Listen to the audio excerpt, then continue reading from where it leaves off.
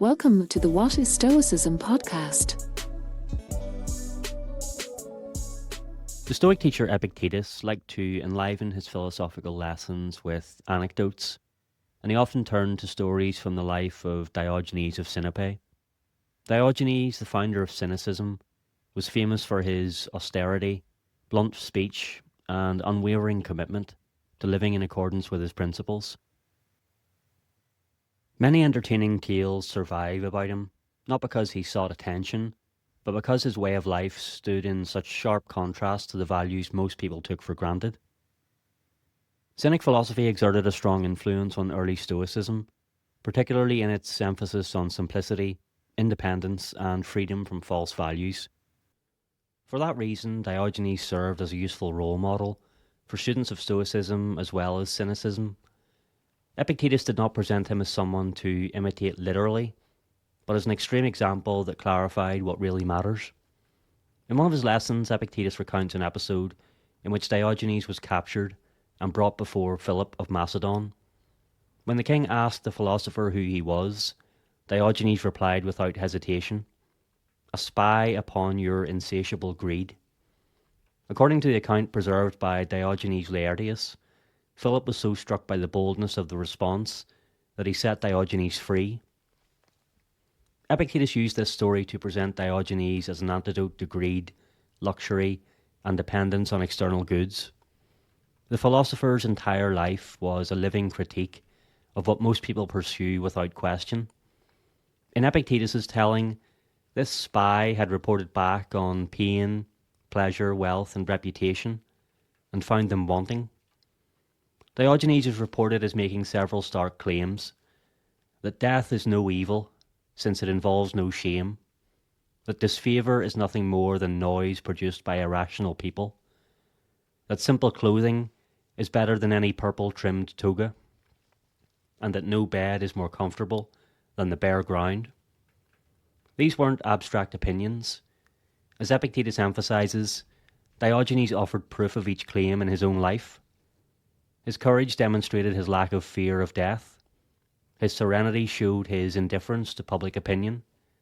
His freedom came from removing any dependence on luxury or wealth.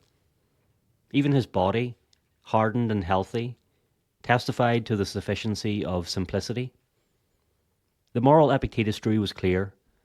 Diogenes had cultivated courage by confronting death without flinching. He had summoned serenity by maintaining perspective on praise and blame. And he had found freedom by cutting away unnecessary desires. In that sense, he truly had been a successful spy. He looked closely at the things people ordinarily treat as indispensable, and without cowardice, reported that they are not as important as they appear.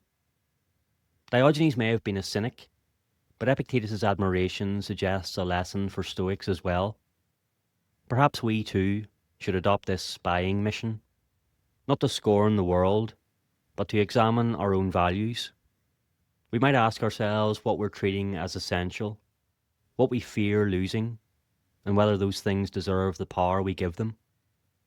This inward vigilance connects naturally to another strand of Stoic-inspired thought, one that focuses less on material simplicity and more on moral integrity.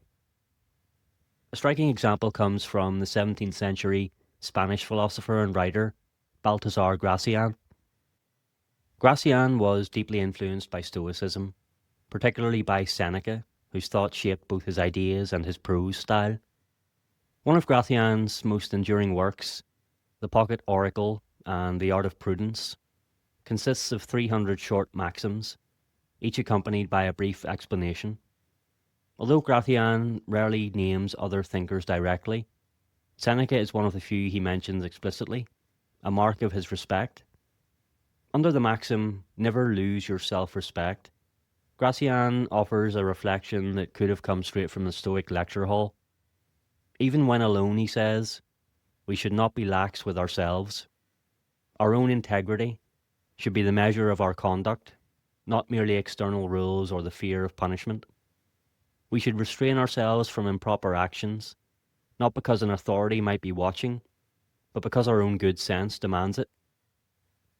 Stand in fear of yourself, Gracián writes. and you will have no need of Seneca's imaginary tutor. This reference points directly back to Seneca and his advice to Lucilius about conscience and self-scrutiny. In one of his letters, Seneca urges his friend to imagine a moral witness always present. A good conscience, he says, welcomes exposure, while a bad one is disturbed even in solitude. If your actions are honourable, it doesn't matter who sees them. If they're base, what comfort is it that no one else knows, when you yourself do? Across the two passages, written some 17 centuries apart, the same lesson emerges. We should not allow ourselves to act in private in ways we would be ashamed to defend in public. External standards, laws, or expectations are insufficient guides for a good life if they're not supported by inner integrity.